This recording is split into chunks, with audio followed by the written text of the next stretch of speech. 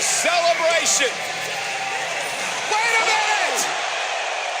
A Kinshasa from Nakamura to Rollins.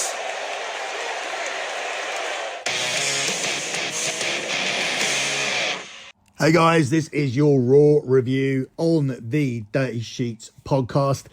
It's a day late because we've had some technical glitches. We've had some glitches setting up the subscriber service as well. We didn't want just another Patreon site, and I was misled by Podbean, thinking that by setting up a Podbean Patreon, there would be a subscriber button that you could push as the podcasts were uploaded.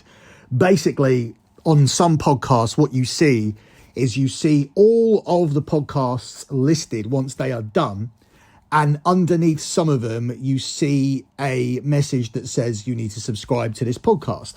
That's what I wanted. I wanted people to have the possibility to have that instant gratification. So we recorded this SummerSlam on our Podbean Patreon, which I thought would appear on the normal feed, and it turns out nobody could see it. So this is not what we want. We want every podcast we do to be listed for everybody for simplicity reasons, because not everybody is following us on the new Twitter account at Dirty Sheets X. Not everybody is following us on Facebook, and people are not all watching the YouTube videos. So unfortunately, we cannot communicate with everybody, but we have thousands and thousands, tens of thousands of subscribers who do listen to the main show every week. There's lesser numbers for the other shows. When I'm separate or Cab's separate, the numbers seem to be less, not quite half, but almost half. But for the big show, we get a huge number every single week, and we're going to keep that show free. But all of you have access to the feed, and therefore that's where we want to put the podcast. So there is a SummerSlam show. We already did it right after SummerSlam. And if you want to hear that show for free, that is now on the Lock Betting feed. So at least we can get some ad revenue for it by people going over there and listening to it. I mean, that's where I did the betting show. So that's where you can listen to the review show, and there's star ratings and everything there. It's an in-depth review of SummerSlam. Of course, we'll touch on SummerSlam again when me and Cav come together to do the Dirty Sheets on Friday, but obviously it'll be old news by then, and we've done a proper SummerSlam review, and you don't have to pay a penny for it. You would have done before, but as I said, there's been a technical glitch. We will get that resolved, but you are ultimately the beneficiaries of it, because the SummerSlam show is free, and this show you're listening to right now is free, and this is the Raw review. Let me get the plugs out of the way. The Twitter account is at Dirty Sheets X. If you want wrestling news, it's the dirtysheets.com. It's also where you can get wrestling betting picks, but all betting picks are given out on my website, lockbetting.com. That is a service that has delivered 122 months in a row of transparent track profit, and we are coming up to Futures season, where we'll be releasing picks for the upcoming soccer season, and then shortly we'll be releasing picks for the NFL. Futures hit at 79.8%. In fact, that's just gone up because we just cashed a 1.2 unit future on Australia to reach the quarterfinals of the Women's World Cup. I'll do the maths on whether that's gone back up to 80%. I assume so. So let's just say 80% all time of 1 unit futures and over. So this is an investment opportunity on an annual basis that cannot be missed. If you want to get involved, head over to lockbetting.com. If you want to do your research, the pin tweet on the Twitter account at lockbetting. X is always the P&L from the previous month. If you want to see all the other spreadsheets, they're all posted on lockbetting.com. This is transparent and tracked. No bullshit, no ridiculous 5-unit or 10-unit plays or 20-unit whales or 25-star maxes that seem to happen every single month or week. This is a legitimately sensible service that does make you a profit, and it's transparent and tracked on a monthly basis, and we've been undefeated every single month for over a decade. So you want to make that money, head over to lockbetting.com now. So the Raw after SummerSlam, the overall impression of SummerSlam was that it was a so-so show. It did not stand up to the other pay-per-views under the Triple H regime. I don't think the television under Triple H has been overly compelling.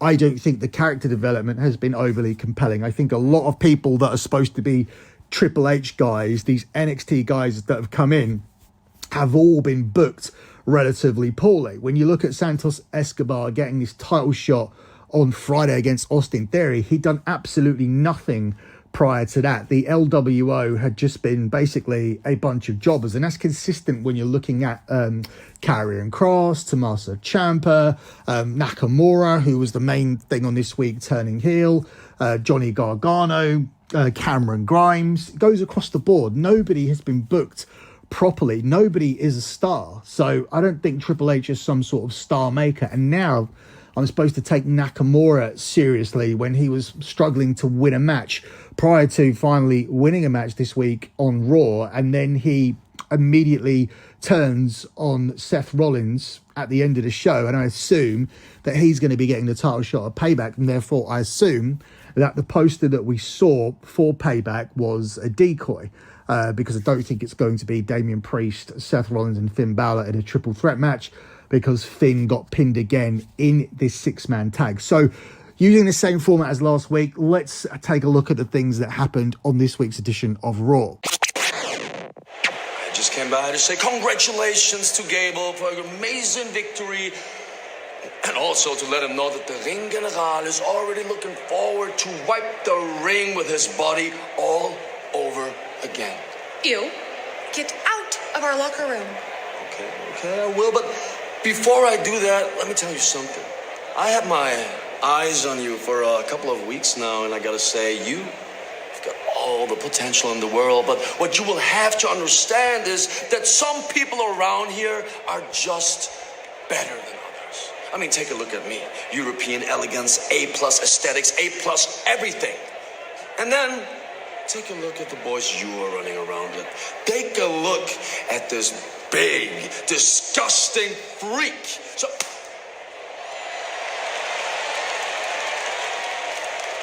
feisty. I like it. Know what the hell you're doing in our locker room, or have your eyes on the Alpha Queen, Maxine. If you want some action, how about me and you in that ring tonight, pretty boy?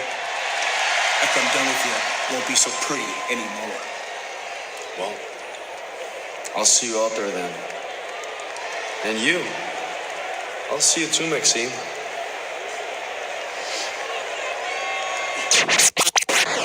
So that was Ludwig Kaiser trying to get into Maxine's pants, and who can blame him? They're certainly doing more with Kaiser now. This led to a match with Otis that he went on to win after interference from Gunther. There seems to be a feud now between the Alpha Academy and Imperium.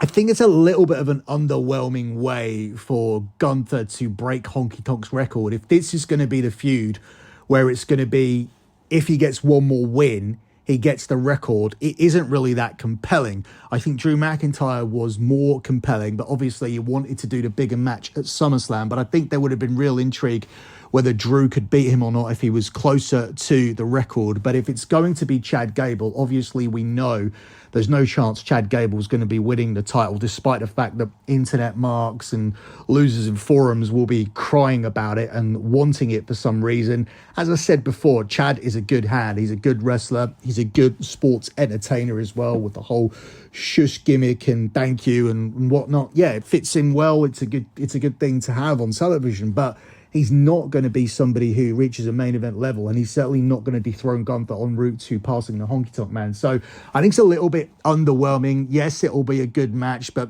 as I said, I'm not really somebody who is intrigued or overly interested by the good matches. Everybody can wrestle to a certain extent in 2023. It's not as big a deal to have a good match. We've been suffocated with good matches over the last 2-3 years, and a distinct lack of good stories. And the one good story that's being told is getting loads and loads of plaudits and is actually pulling in people. It's proof. The proof is in the pudding.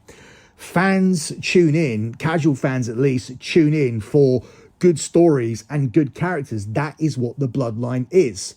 Marks tune in for good wrestling matches, and this will be a good wrestling match. Chad Gable, of course, won the Fatal 4-Way. It was an all babyface Fatal 4-Way with Riddle and Ricochet and Tommaso Ciampa also involved. Three guys who haven't been booked well also under Triple H. I think if anybody has improved with their booking, it's Ricochet, because at least he was elevated to a level where he could have a match with Logan Paul, which he ultimately and rightfully lost at SummerSlam. If you want to hear more about SummerSlam, as I mentioned earlier, there is a SummerSlam review and it is on the Lock Betting podcast. It's free. Just simply search SummerSlam.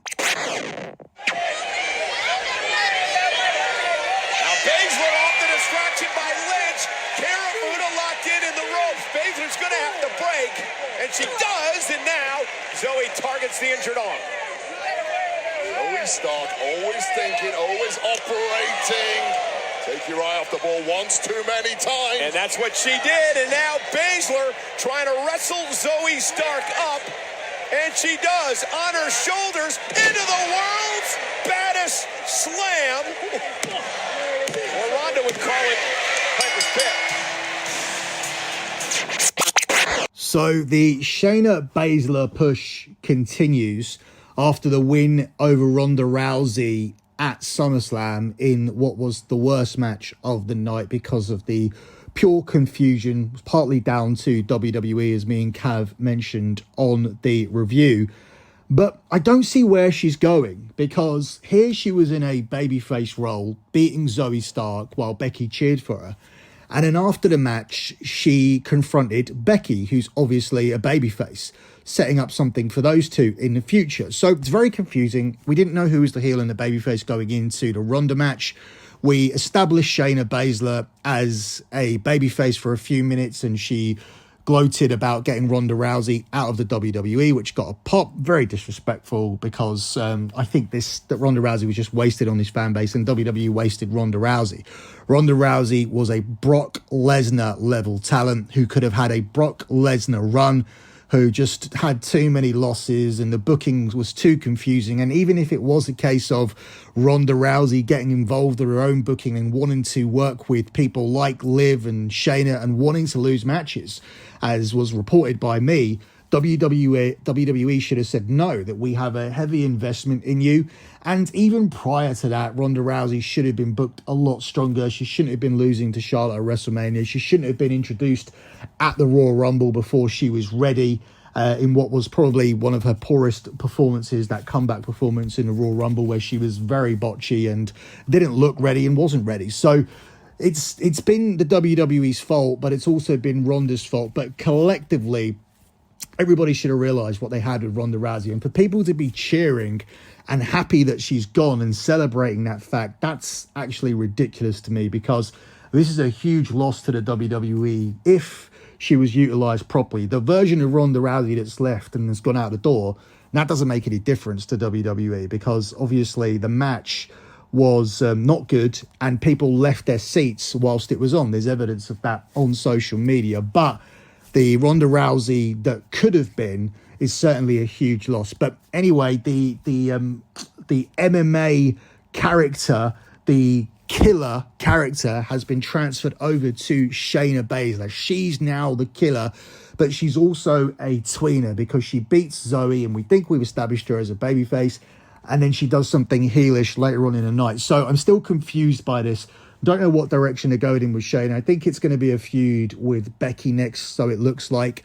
Rhea Ripley does need challengers. Obviously, we're going to go through this Raquel Rodriguez thing next, which will only be Rhea's third opponent since WrestleMania. Maybe they can get a couple of matches out of that. Perhaps Liv Morgan is a potential opponent when she returns from injury. Perhaps Liv Morgan could be the WrestleMania opponent. Perhaps Liv Morgan's a Royal Rumble winner.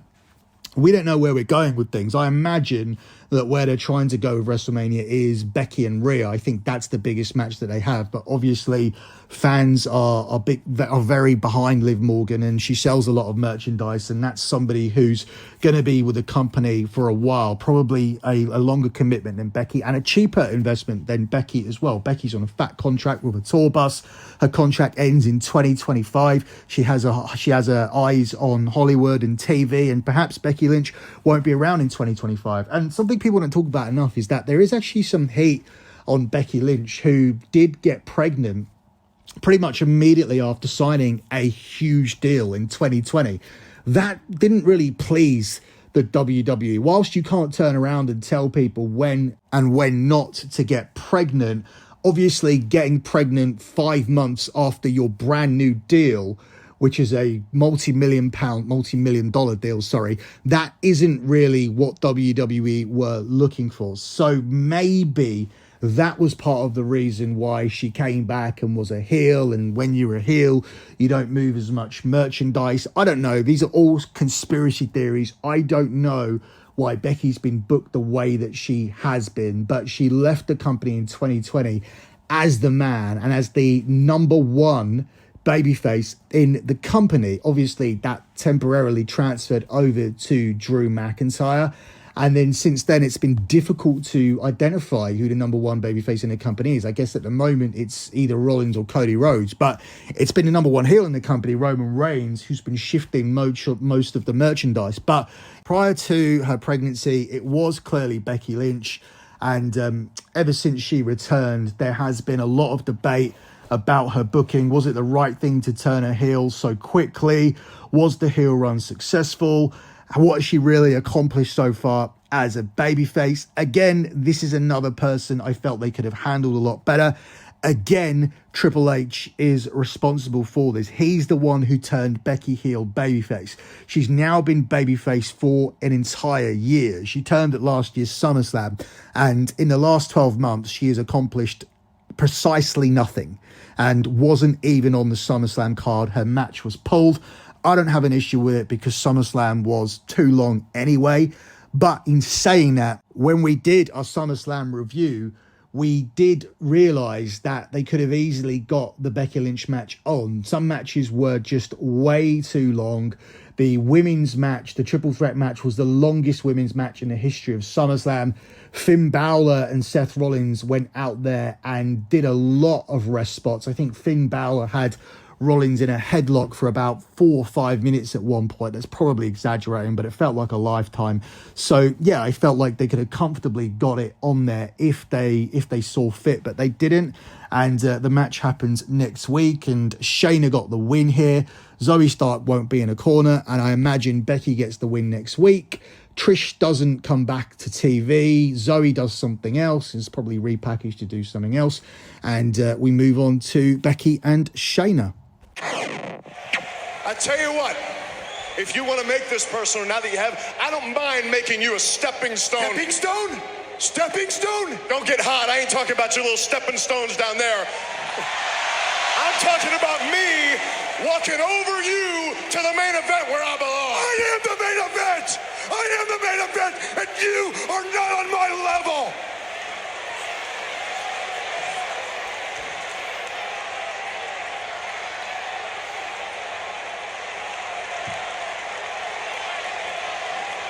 That's a really interesting theory that I'm not on your level, because strangely enough, I'm looking you dead in your eyes right now. So if you think I'm not on your level, why don't you prove me wrong? I ain't going anywhere.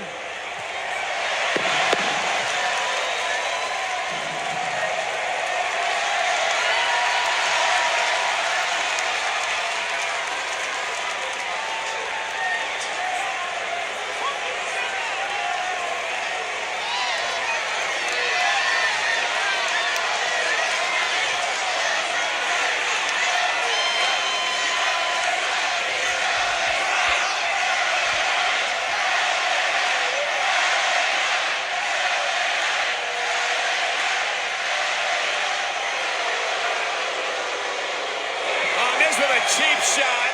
Of course he did. And now he's gone. Miz hammering away on LA Knight. The jealousy and rage. Skull crushing finale. And LA Knight, though, able to turn it around into a BFT. Blunt force trauma. I have a feeling that's not going to be the last we hear of the Miz. So the brand split's dead because LA Knight's on SmackDown, and for absolutely no reason, he's on Raw. I guess the reason is that they want to see how he does with ratings. People want to see him. He's over at the moment. And I say at the moment because there's just something about this LA Knight shtick that I don't think is going to last. I don't think it has legs. It is a lot more catchphrases than other top stars have had in terms of being reliant solely on the catchphrases. There was more to The Rock than catchphrases. There was more to Austin than what and because Stone Cold said so. I don't know how much more there is to LA Knight other than the fact that people like to say, yeah, and they enjoy him saying, let me talk to you. But in between all that, I don't know where the fans are overly interested or enamored or hanging on to every word that he says. Now, I've experienced LA Knight live. I was there for the pop at Money in the Bank. I'm not sure this is a main event act. I'll be really interested to see how hot this is in 2 or 3 months' time and if it warrants being elevated to a main event level. I'm talking about beating Austin Theory, beating Gunther, having a match against Roman Reigns. Is he now going to be predominantly on Raw because he's going to get this win over The Miz? And The Miz, that's just laughable when he can turn around and say, I am the main event, like we haven't been watching the show. Under Triple H, the guy is like 1-50. His win was against Ciampa, and he got help from Bronson Reed, and that story didn't go anywhere. So, yes, Austin Theory could be next for LA Knight after getting past The Miz. If Austin Theory retains the title against Santos Escobar, which I expect him to do on Friday. And I think that could be LA Knight's ceiling. I'm not sure that we have discovered the next Austin, the next Cena, the next Rock, like a lot of people believe that we have. There's just something about this that doesn't hit for me, but it's my own personal taste. It's my own personal opinion. You guys are listening to hear my opinions, and I don't think that the mic skills are up there at the same level as those top guys. I think he's good. I think he's a decent talker. I think he can wrestle. Obviously, as I said, a lot of guys can wrestle these days, but being a decent talker and being a decent wrestler, but also being 40 and also not being incredibly big, not being incredibly tall, I don't think that makes you an automatic top tier main eventer. I think a secondary title is probably the ceiling for LA Knight, and he could definitely be someone who has a solid 5-6 years in the company. I can see him getting a decent deal when it comes up for a renewal. Hell, they might even give him one now based on his current merchandise sales, but I wouldn't be pulling the trigger on anything just yet because, as I said, I'm not sold by much else that he does other than the fact he's come along with a couple of decent sing-along catchphrases. But what's in between that in terms of the rest of the promo and also the in-ring and even the look, not in terms of the face and whatnot. He's a decent looking guy. I can see women looking at him and going, yeah, I quite find him quite attractive. Not that I've asked any of them, but yeah, I just don't see it with LA Knight. I just don't see this connection between him and a casual audience. I think he's someone for the wrestling fans to enjoy, but that's your current wrestling fans. And he's probably going to make more appearances on Monday night. And I imagine he's here to sort of steer the ship a little bit during when the NFL returns. I think he's going to be more frequent on Raw to keep people on Raw. Let's see how that pans out. Perhaps this is a test for LA Knight. And if Raw can hold a solid number, particularly during the LA Knight quarters, then that will be the barometer to push him further up the card.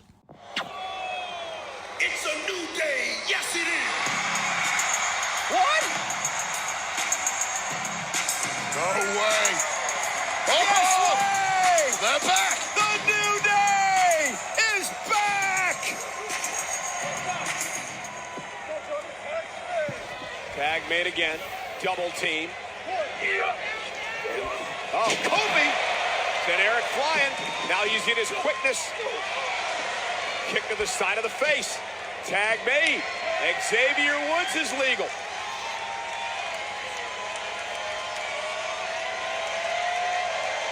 Trouble in paradise. Followed by a takeout of Eric. And now, the limit break from the top rope by Xavier Woods for the win. Welcome back, New Day.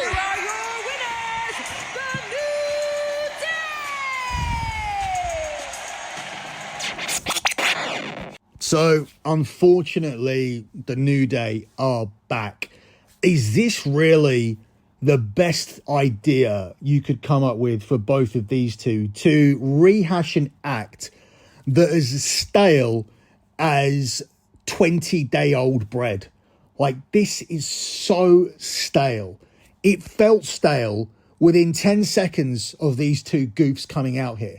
Off the top of my head, I could think of a better idea for these two. You could put Woods in Bobby Lashley's Nation of Domination, and you could have had Kofi Kingston come out at the end of the show, and he could have attacked Seth Rollins, and it would have been more of a story there. I understand Nakamura's going through this whole, oh, I'm sick of everything kind of thing. That's fine, but you could have kept that in your locker. You could have given Nakamura a few more wins.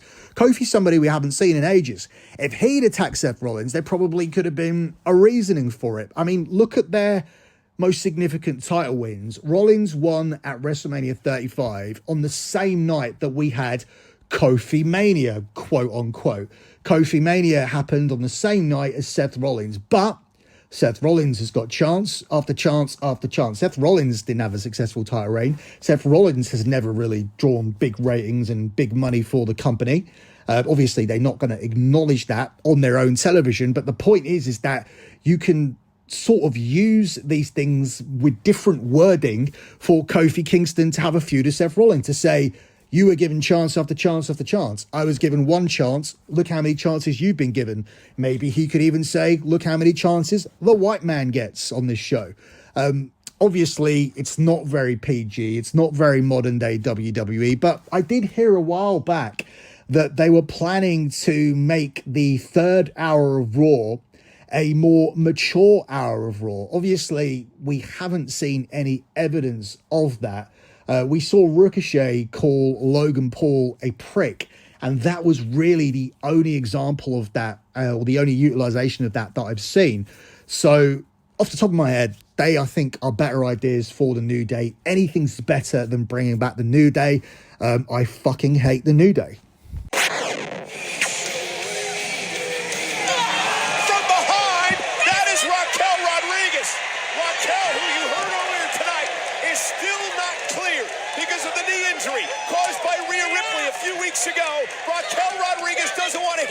She is attacking Rhea Ripley. There's a rage burning through Raquel Rodriguez right now. Finally, referees getting out here. Might need more than that. Raquel wants payback. She wants retribution on the woman who injured her. Raquel might be the only individual who can manhandle Rhea Ripley. Rhea Ripley going right after Raquel now as well, and this brawl continues. It's like the Alabama boat brawl right here in Minnesota, Cole.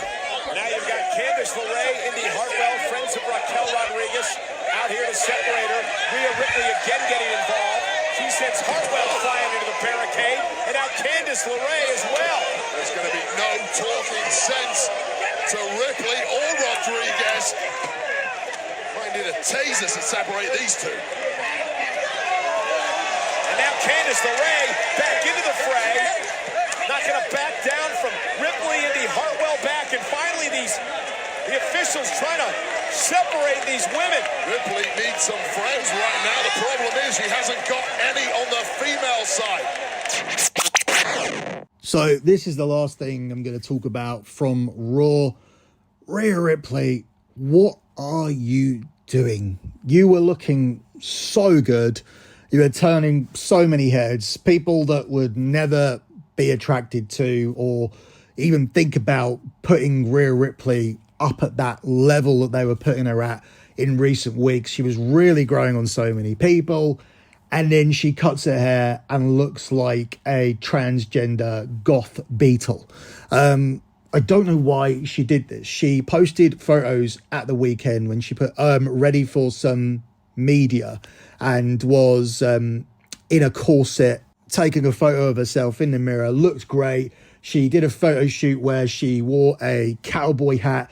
That looked really good. It looked like she was growing out her hair a little bit, and then she has this horrible haircut, and suddenly I'm very much less interested in Rhea Ripley. I understand that some dorks who listen to this don't like me talking about the appearances of women, because God forbid we look at women and make comments about them because we're objectifying them. Listen, I don't give a shit. This is my fucking show. I've been doing this show for 8 years now, and I'll say what I want. And if you think I'm objectifying someone by talking about their appearance, or we are objectifying people by rating them or doing mislingus or any of the things that we enjoy doing, hey, I don't give a fuck. We grew up with the FHM Top 100. We grew up with the Maxim 100. We've been rating women all our lives. That's what men do. We rate women. We rate the women that our friends get with. We give our opinions of things. Like, that's what we're supposed to do. When did that suddenly become so wrong and offensive to people? Listen, if you're offended by that kind of shit, then this isn't and never will be the podcast for you. So I don't need you listening, and you can kindly go and listen to something else, something woke, like Sean Ross Sapp and the boring, excruciating content that I imagine that Fightful put up. I've only heard clips for 2 minutes, and even those have wanted to make me shoot myself in the fucking head. So, yeah, that was my one main takeaway from this. Obviously, this is one of my takeaways from SummerSlam, because I think she had the bangs, as they say there. But we know she's heading into a feud with Raquel Rodriguez. We know this has been held off. So the Trish-Becky match happens next Monday. I imagine this match happens at the pay-per-view. This was actually a convincing brawl between two women. Sometimes pull-aparts aren't that good. This was absolutely fine. And yeah, I'm sure we'll get more of this en route to Payback. But nobody's beating Rhea Ripley, I don't think, until next year's WrestleMania. That's been it for this edition of the Raw Review. I'll be back on Friday with Cav and on Saturday with SmackDown.